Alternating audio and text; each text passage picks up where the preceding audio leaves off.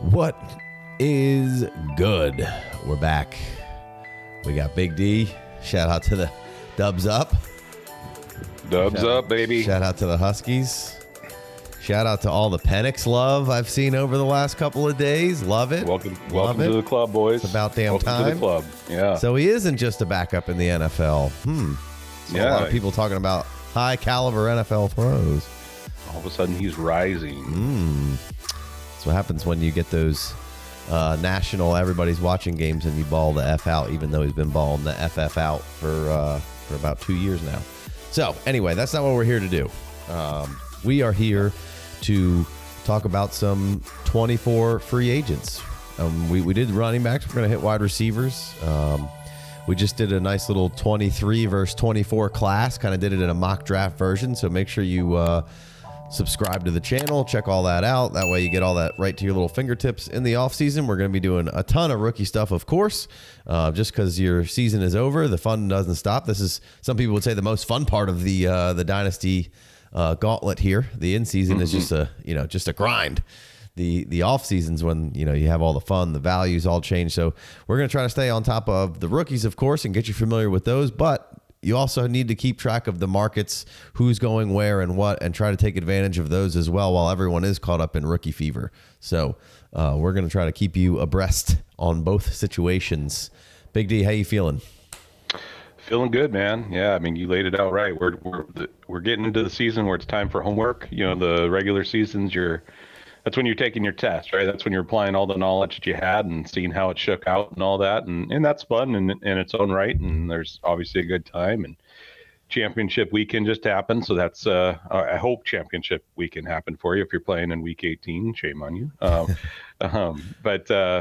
But in general, like this is the time of year where you start to shake it off a little bit, start looking at what's going on in the future, start your forecasting and your planning, and there is no off season. There's just different seasons, just like spring, winter, fall. It's right.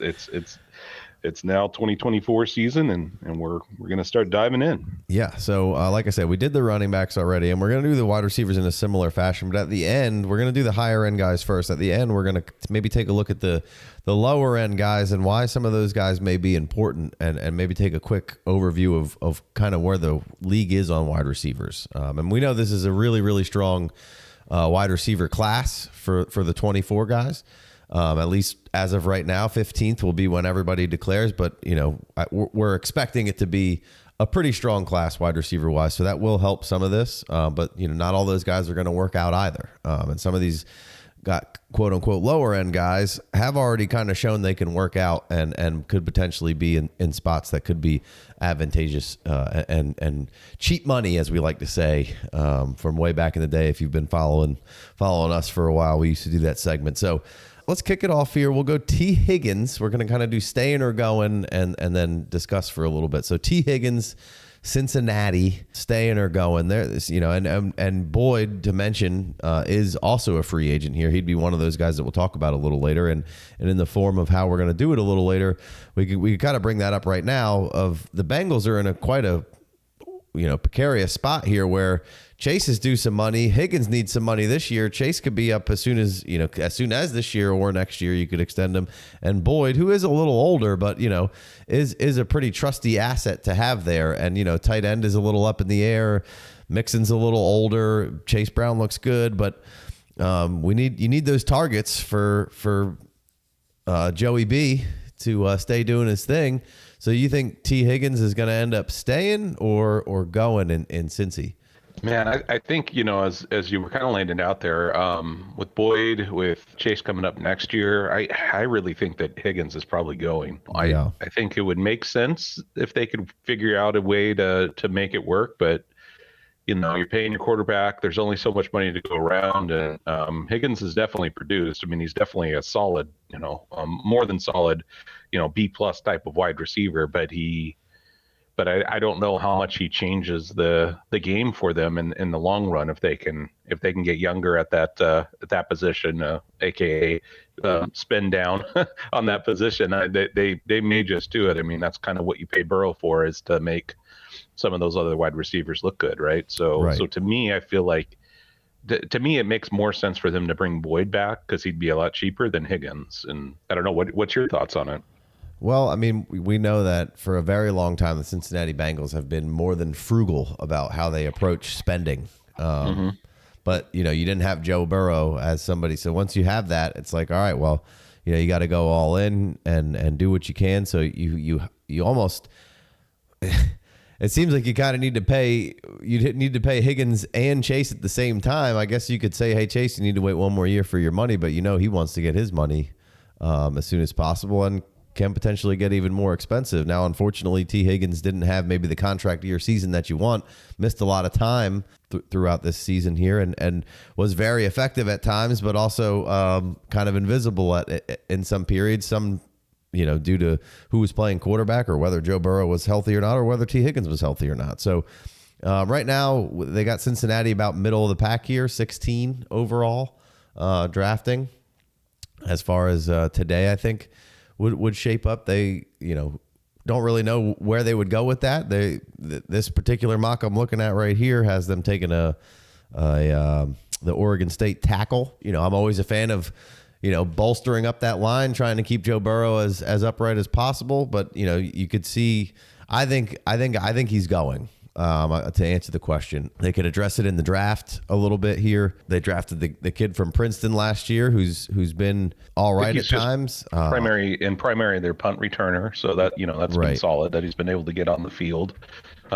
Disappeared there for YouTube viewers. I just disappeared off the screen like magic. But I know their 23 class. They went, I think, the first 3 or 4 picks.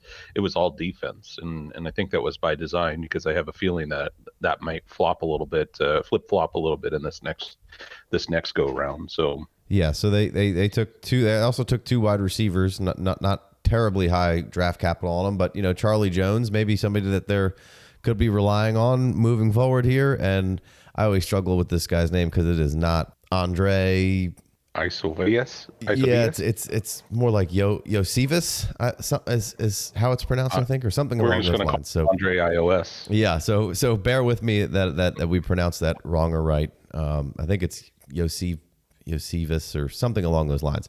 But he's had some promise here or there, and it has looked okay for them. I think they would maybe even dip back into the well here and take another wide receiver if they're not, or pick up one of these lesser guys that we're going to talk about here and try to maybe bridge that position for a little bit. But you don't really want to waste Joe Burrow while you have him, so you want to surround him with the best weapons. It would make sense to re-sign Higgins to an extent, but it seems I would be leaning towards Higgins going and attracting a really wide market of teams that would be very interested in his services.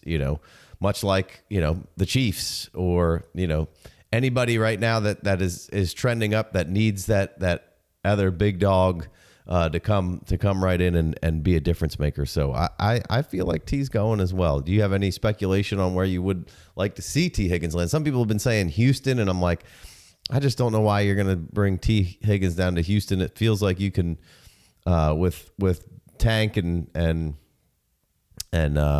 Nico. I feel like Nico and Higgins are maybe a little redundant.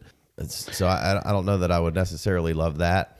I think I'd love him in Jacksonville, to be honest. Yeah. From T-Law, I think that would be a really good fit with Peterson's, scheme, and he's gonna, I think the Kurt down there fills that number 2 role, but Ridley has played pretty well this past year, but I think they need that kind of alpha, and I think Higgins would fit really well in that Jaguar scheme. So. Yeah, Patriots. That would probably be my top spot for him. Patriots maybe bringing in, a fresh new quarterback, get him an alpha number 1 target, and maybe try to find another, another wide receiver in the draft and completely overhaul that core. I think there's a bunch of options out there There's a bunch of options, and I mean, one of the options is, and maybe we can use this as a transition, is Mr. Pittman.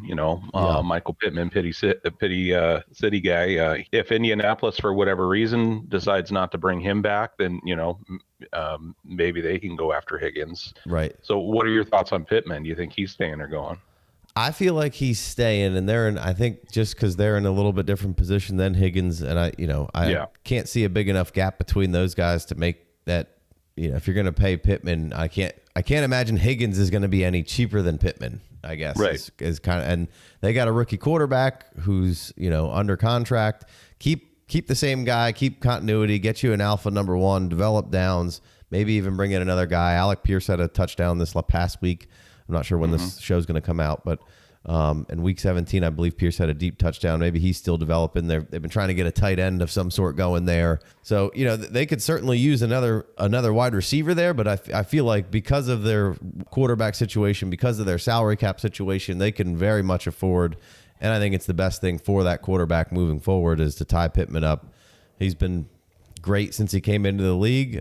Seems to just be getting better, and he's been, mostly healthy when called upon. So that's also, best ability is availability, so Pittman, I think stays. What are your thoughts?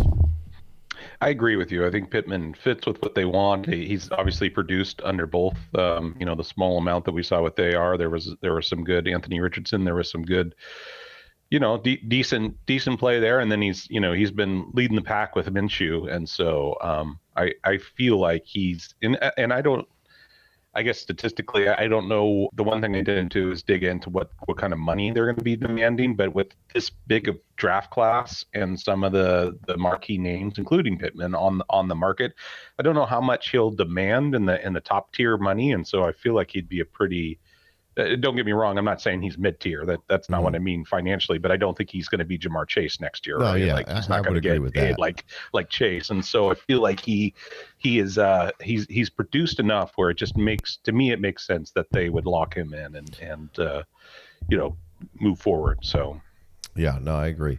So I think everybody consensus is mostly staying there. Let's go Mike Evans, older wide receiver, probably wants one more payday and maybe wouldn't mind shipping off to somewhere that would be like, hey, we trying to maybe win a ring. No slight on Tampa because what they've done in this year has been outstanding, and Mike Evans has been outstanding. So he's probably trying to find maybe like a DeAndre Hopkins contract of some sort, get one more little bag and go maybe somewhere where he can help win, or maybe he says, hey, I got enough money, I just want to go somewhere to win. And I think those are, maybe you lose T. Higgins if you're Cincy and you get a cheaper Mike Evans for 2 years, or maybe you go to Buffalo for, they're potentially losing Gabe Davis. You get cheap Mike Evans. Maybe you go Kansas City. I think those are the kind of teams, if I'm Mike Evans, that I'd be looking for to go to. So I think he's going to be on the move mostly for the reason that, hey, let me go try to get another ring. Maybe he says, hey, I got one, so I'm cool with just playing my whole career in this one place, but maybe try to go get one more. And I think if Mike Evans gets another ring and puts up another great season, is it walk him into the Hall of Fame? I would think so at that point, man. I mean, the dude just, he's no matter what, he just produces, no matter where he's at, no matter what's going on, no matter who's throwing the ball to him. I mean, he just, he's just so great. He's one of the players that I just really enjoy watching. And, I agree with you. I don't think he's going to stay in Tampa. I think at this point, I would assume at this point, I mean, he's made decent money, not saying he doesn't want money. I don't mean it that way. I would assume that he really wants to be on an ultra competitive team.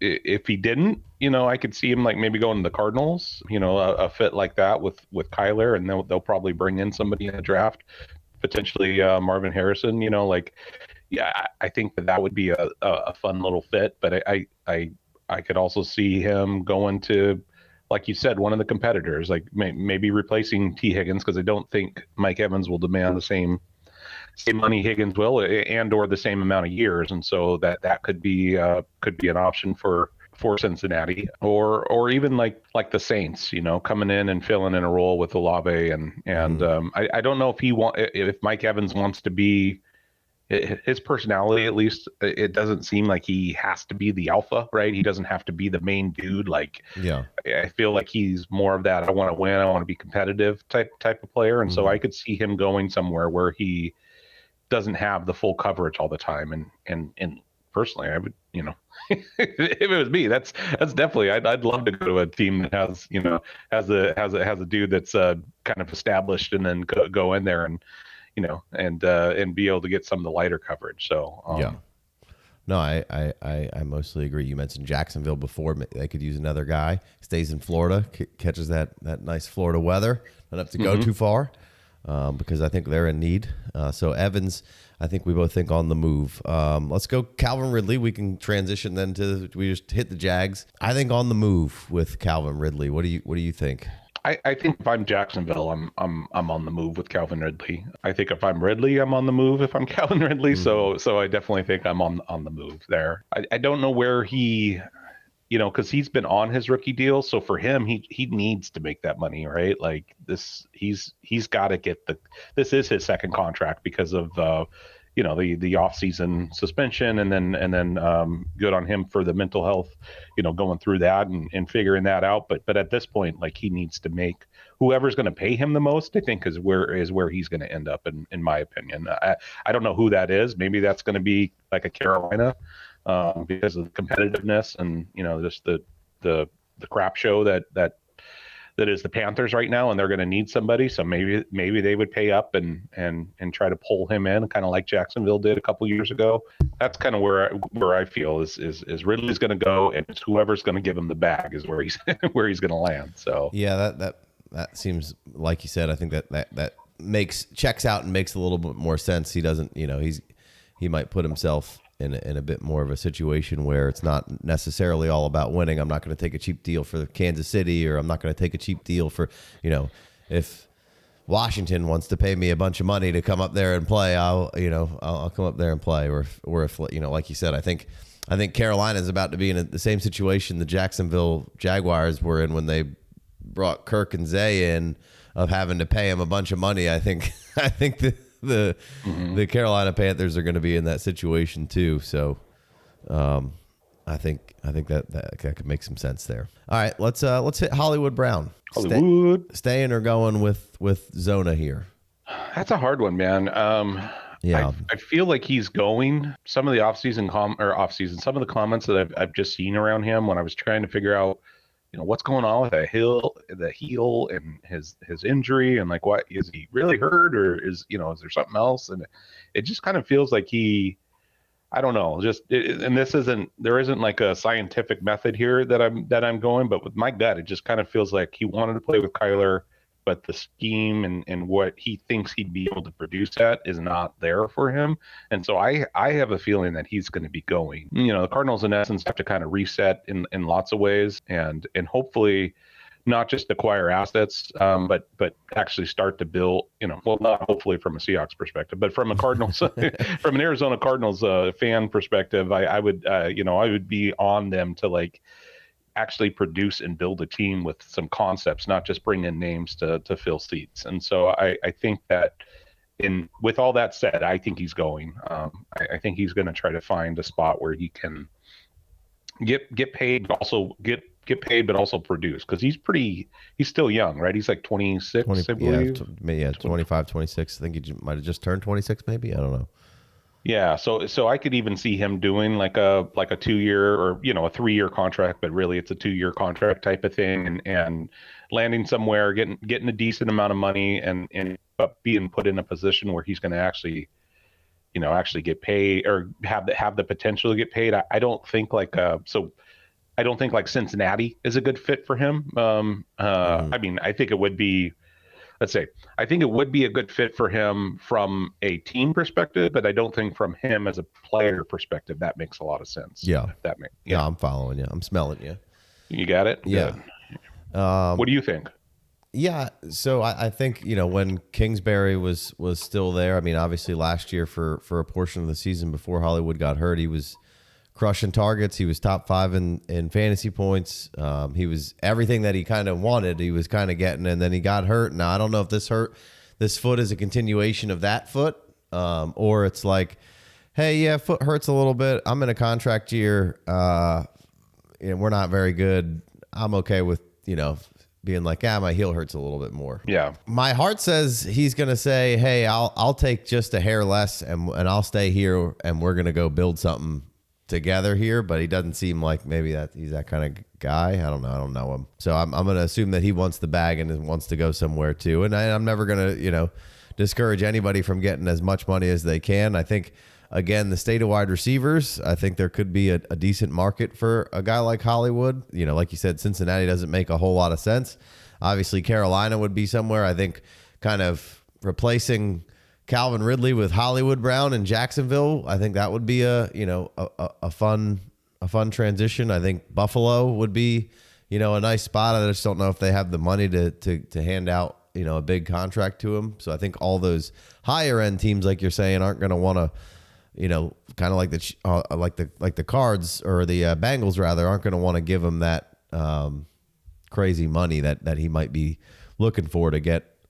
Yeah. Now he was a first round pick, and I'm sure he's made some decent money at this point. As long as I don't have to see him at the Rams or the Seahawks, which I can't imagine the Seahawks are going to take him. Like you said, I'd like to get him out of division as well, because he is an explosive player who, when he's on and right, I think is really good. And I think it would give Jacksonville, I keep going back to that one for a couple guys, but I think Hollywood would be a good fit there. Kind of gives him something, some speed, something that can get over the top, and gives him a little kind of versatility in the wide receiver room. Yeah, the two spots I also like is the Giants and the Titans. I feel like both of those are pretty good spots for his skill set and what those two teams are kind of missing. Giants need a whole core, yeah.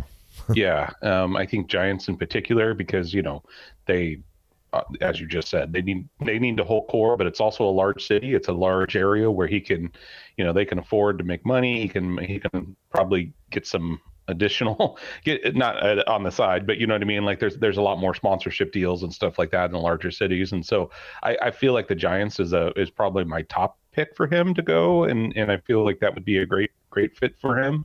And then in Tennessee, just because where they're feeling with Burks, and I know DeAndre is going to be there. Hopkins is going to be there next year, Nuke, but I think that them adding in the draft, I don't think they're going to add, they don't tend to add wide receivers in the draft. Yeah. I mean, obviously they did Burks, but that was a pretty big deal with the trade of AJ Brown. And so I feel like those two spots are probably an interesting spot. And I don't think Arizona cares as much. I don't think they want him to go in division. Not that they have too much of a say, but I think that him going to the Giants or the Titans are probably up there in the. Yeah. So I'm going to stay and build something, him and Marvin Harrison Jr. coming in and being, a nice tandem with McBride. And actually, Elijah Higgins has looked decent in a role coming in there.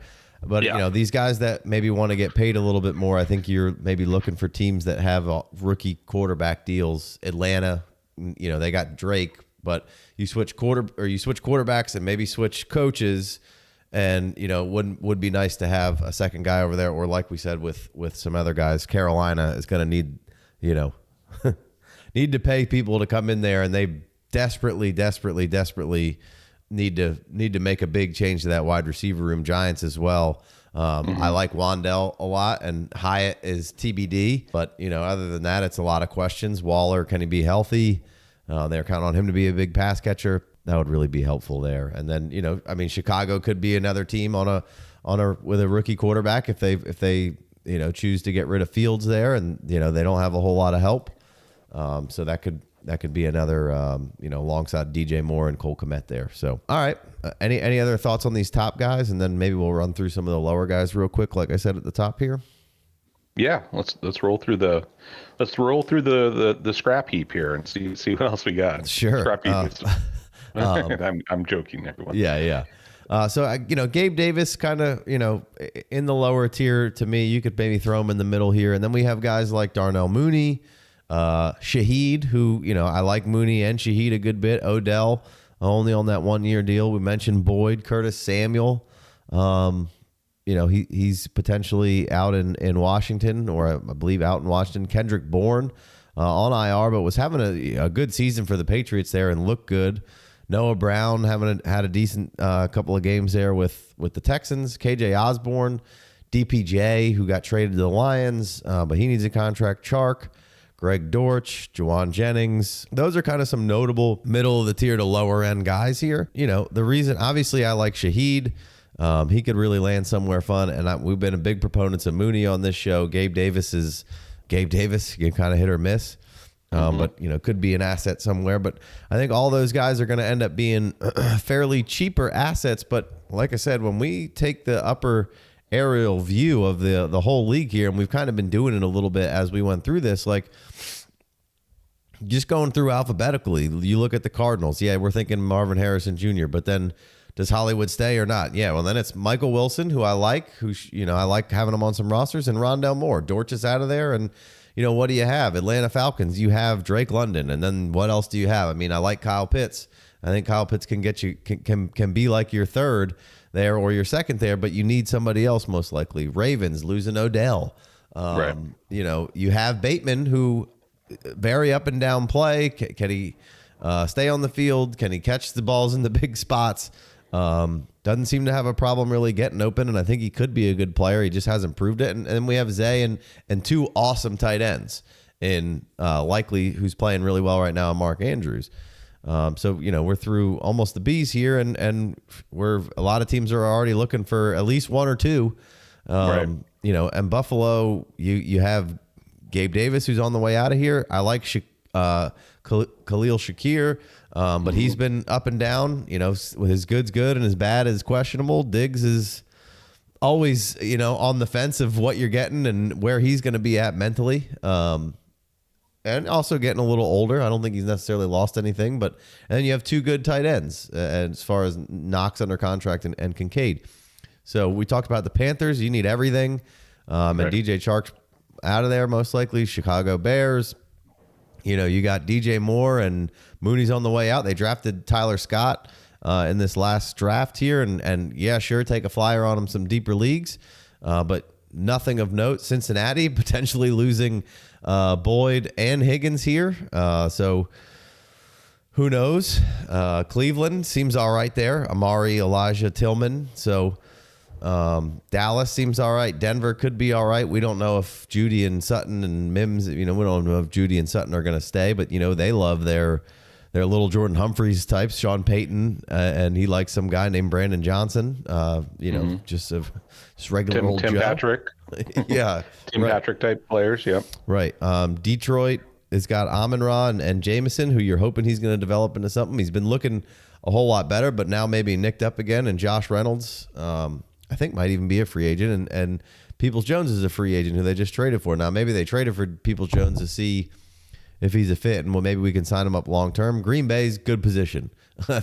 First team I've really come to that's like, all right, hey, they kind of did the damn thing the last 2 years in drafting 5-6 receivers, and it seems like even when they're down a few, the depth that comes in, Bo Melton and Heath are all okay players, and then you insert Jaden Reed and Dobbs, and Wicks has been awesome this year and then obviously Watson. So Houston I think is all right. Indy, we maybe could use another, and even Houston could use another. Jacksonville, we said losing Calvin Ridley, potentially could use another. Zay Jones, who knows? You got Christian Kirk missing a big chunk of time, so you could use Parker Washington's been okay, but Kansas City, we know they need one. Vegas probably needs a whole overhaul. The Chargers, I mean, you got Keenan Allen, who's 30-something. Josh Palmer, who's fine. Quentin Johnston, we don't know. And, Mike Williams, 28, 29, and got a neck and a knee and, just hadn't been back. And things you don't want your 29-year-old receiver to have issues with. Especially the way he plays, too, right. Rams, Cooper Kupp, Puka's awesome. Cooper Kupp's awesome. The Rams, some teams you don't worry about as much for, like, you feel like, they'll figure it out. They've been doing a good job of kind of doing that. Miami, Minnesota's good. New England needs a whole roster of guys. New Orleans Saints, they basically have Olave. Like we mentioned, Shaheed's could potentially be on the move. Maybe A.T. Perry can step in there, but Michael Thomas is 30-something, and he's on IR again. Giants need a whole core. Jets, you got Garrett Wilson, bro. Like, they're going to have to do something. And I like Gibson and Brownlee to be on the bottom of deep rosters, but who knows? And the Eagles are fine. Pittsburgh's fine. Sam Fran potentially has Ayuk for one more year, so they could be all right. Seattle's in one of the better positions. Tampa might be losing Mike Evans. Tennessee, you're not expecting them to do anything crazy in the wide receiver market. They kind of do what they do. The Commies, they got McLaurin and Dotson. Not really worried about him. Curtis Samuel could be going away. They could bring in a third, and I think everything's fine there. You're kind of in rebuilding mode anyway, I think, a little bit. So there we are. That's basically all the teams. And we went through, we mentioned them, and a lot of them barely have two. So I think guys like Gabe Davis, Mooney, Shaheed, Odell, Boyd, Samuel, Bourne, DPJ, Osborne, Noah Brown are all going to Dortch even, just showing you a little life on the Cardinals. Hey, he could be a nice third for you when you need him. So I think all these guys are going to have a little value, and so in the offseason when you're looking around, pick a couple of these guys that you like, and throw them on the bottom of your roster in some startup drafts, or throw them in target these guys who could be on the move, or guys.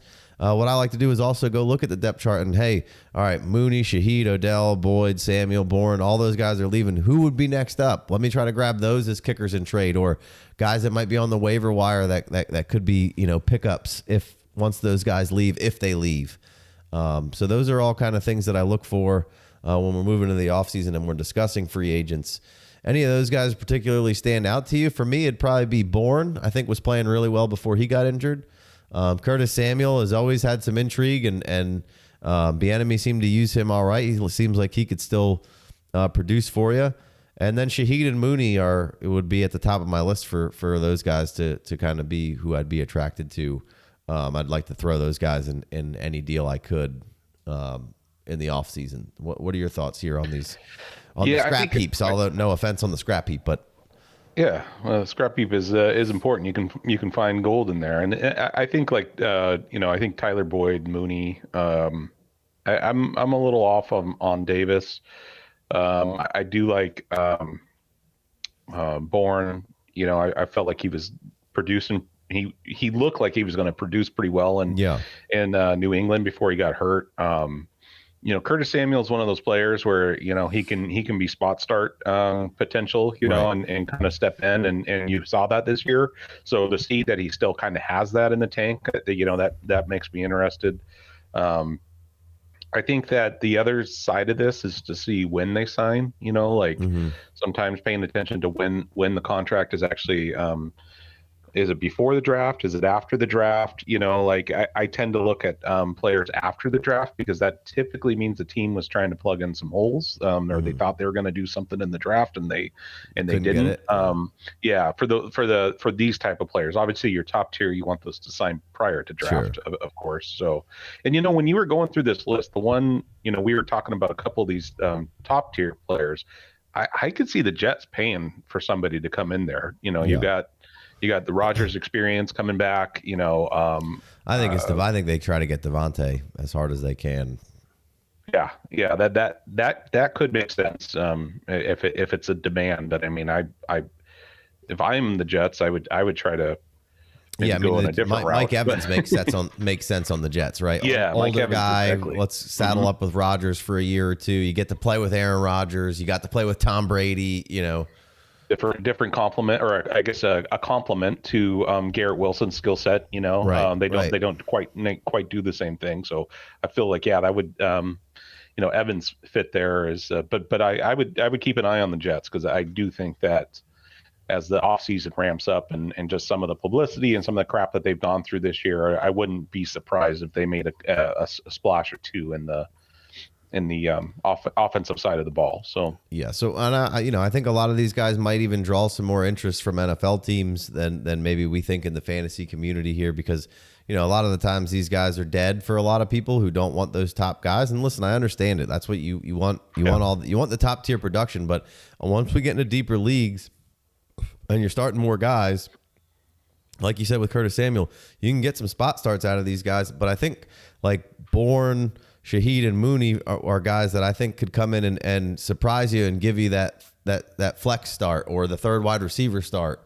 With wide receiver 2 upside, I think right. they can hit that flex that first flex spot with a wide receiver 2 upside in the sense of like Bourne. I think if he would have stayed healthy in that system, that's a prime example. I think he would have been flex worthy all year long. And so, and I think like the other side of this is where, once they land, like what does it look like? So like Gabe Davis, right? He, as much as I love Buffalo, I don't know if Buffalo was necessarily the right fit for what he's looking to do. So if he goes to a team that is going to lean on the pass a little bit more, then that might bring him into that more than just a flex, right? He might start creeping into that wide receiver to, again, depending on what the team makeup looks like in that. But those are shots where I would.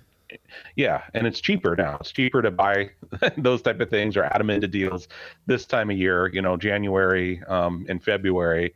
As you get further away from football on TV, these players' values are going to go down, meaning, people are in.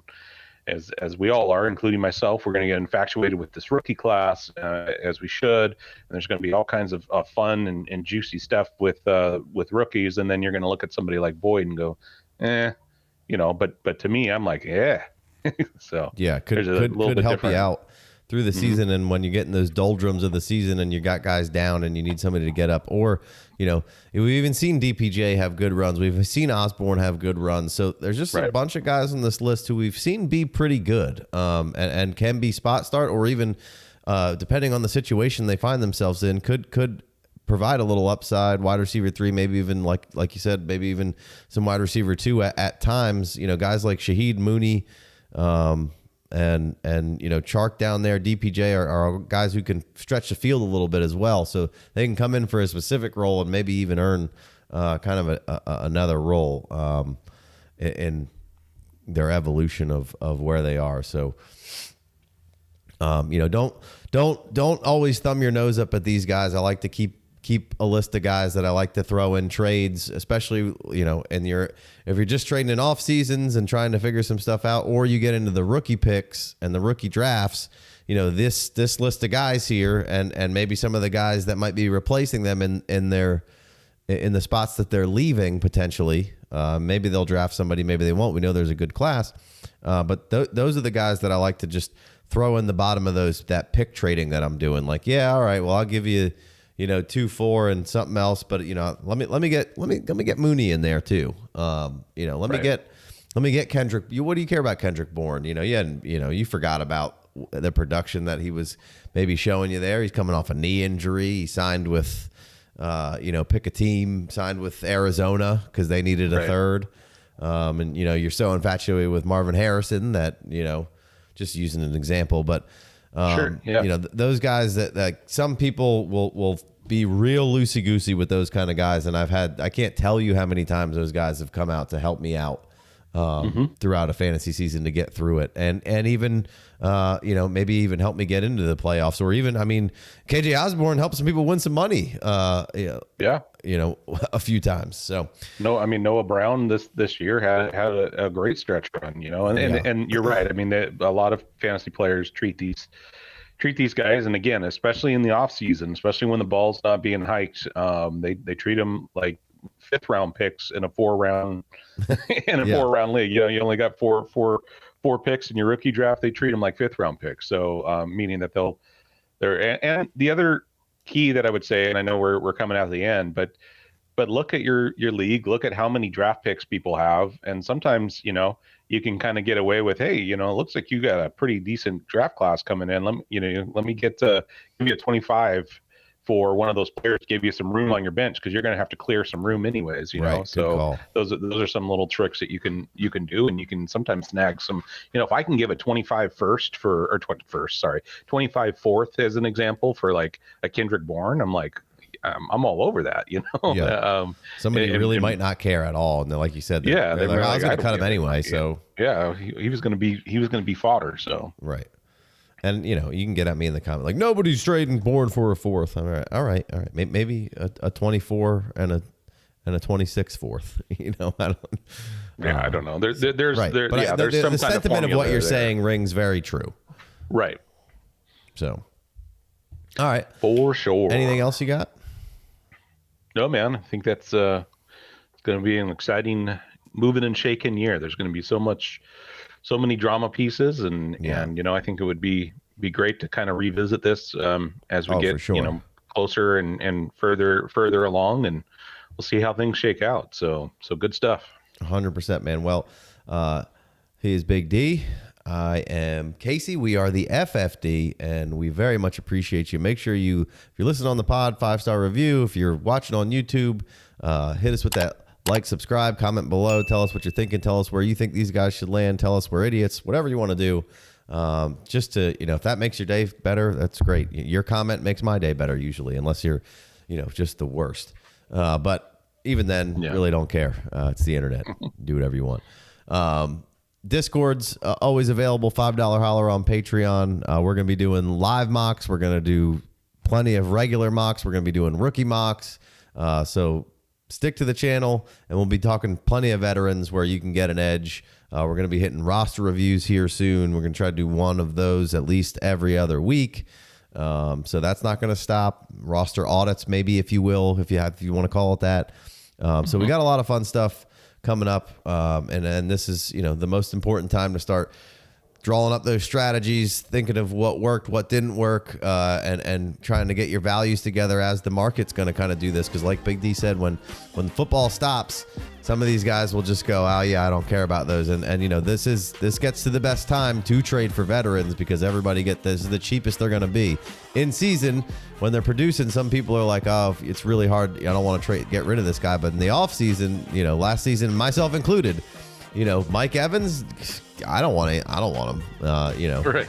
So anyway, all right, let's get out of here. We very much appreciate you, Big D. You're the man, and we'll catch you on the next one. Peace.